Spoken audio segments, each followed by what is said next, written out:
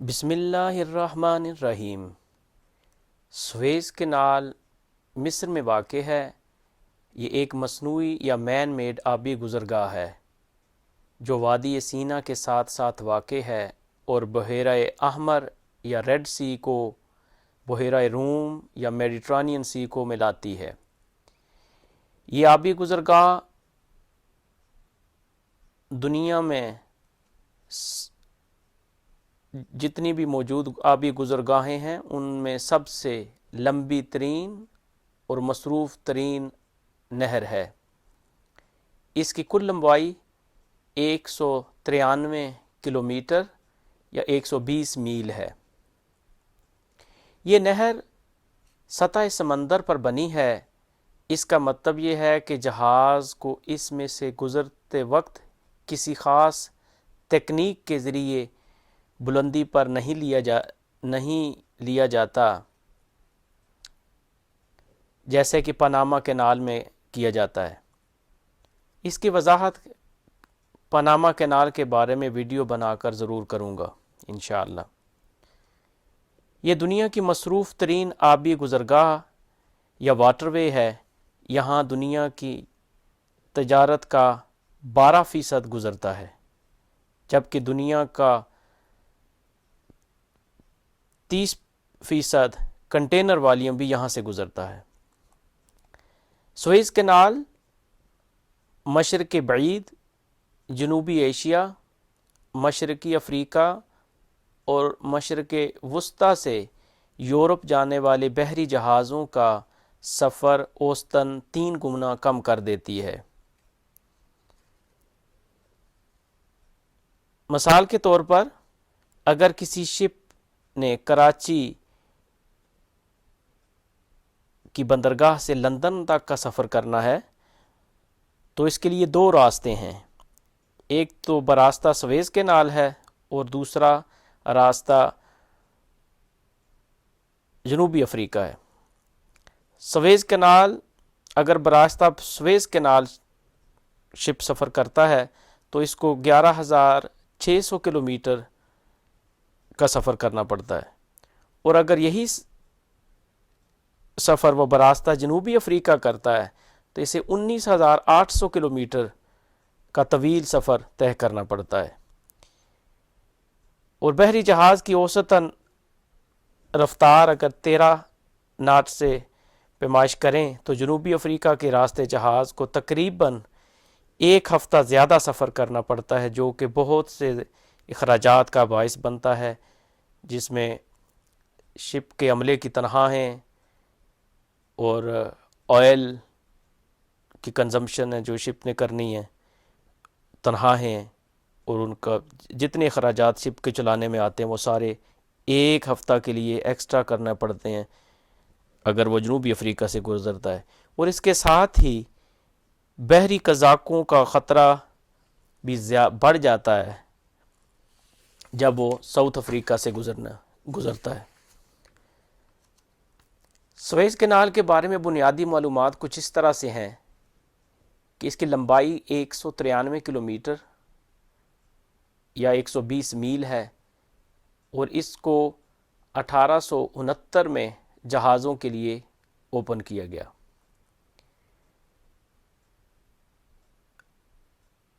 Global trade کا 12% اس راستے سے گزرتا ہے، جبکہ 30%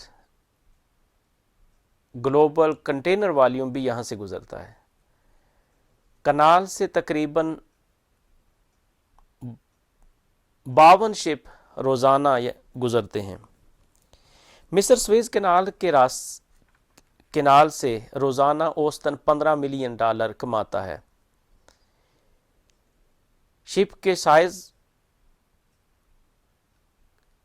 کے مطابق، یعنی یہ ڈیپینڈ کرتا ہے کہ شپ کا سائز اور اس کی ٹنیج کتنی ہے، اوسطاً ہر شپ گزرنے والا شپ مصر کو 7 لاکھ امریکی ڈالر ایک دفعہ گزرنے کا ادا کرتا ہے، اور یہ بہت ہی کثیر رقم ہے۔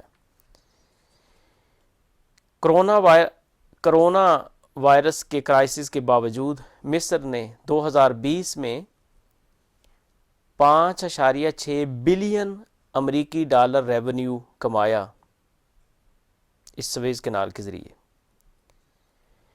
23 مارچ 2021 کو پیش آنے والا واقعہ اپنی نوعیت کا منفرد واقعہ ہے کہ یہ ایک جہاز جس کا نام ایور گیون ہے، جو کہ طویل القامت کنٹینر شپ ہے، اس کو پیش آیا۔ یہ جہاز ملائیشیا سے ہالینڈ کی بندرگاہ روٹرڈیم جا رہا تھا۔ اس جہاز کی لمبائی 400 میٹر یا 1312 فٹ ہے اور اس کے اوپر 20,000 کنٹینر لوڈ تھے۔ یہ شپ نہر کے شروع کے حصے میں کچھ اس طرح سے اگراؤنڈ ہو گیا کہ اس کے ایک کنارے سے ایک کنارہ، اس کا اگلا حصہ نہر کے ایک کنارے سے جا لگا اور پوری نہر کو بلاک کر دیا۔ اس وقت ہوا کی سپیڈ 40 ناٹ تھی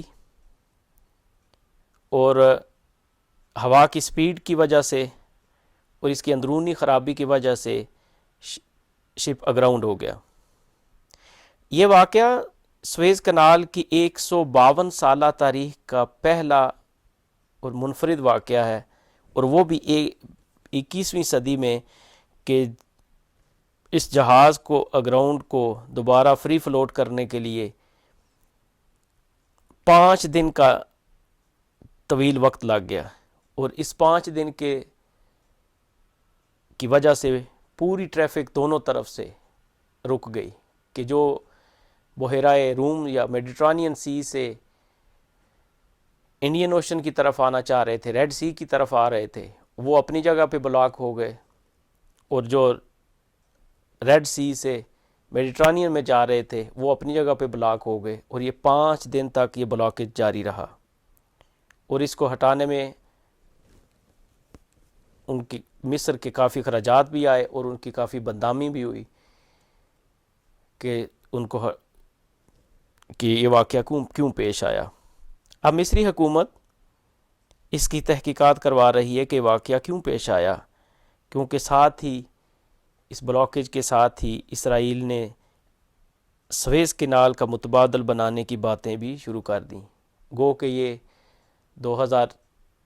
غالباً 2014 میں بھی اس کی کچھ باتیں ہوئی تھی، لیکن اس بلاکیج کی وجہ سے جو گلوبل ٹریڈ ہے اس کے رکنے کی وجہ سے اس نے بھی ساتھ میں اس پروجیکٹ پہ کام کرنے کی پلاننگ شروع کر دی ہے۔ اب دیکھتے ہیں کہ یہ اس کی تحقیقات کے بعد کیا مدعا سامنے آتا ہے کہ کس کا قصور تھا، کیا یہ جان بوجھ کے یہ واقعہ پیش کیا گیا تاکہ گلوبل ٹریڈ کو تھریٹ کیا جائے، یا پھر یہ واقعی کوئی فنی اور موسم کی وجہ سے یہ سارا ہوا تھا، یہ خرابی ہوئی۔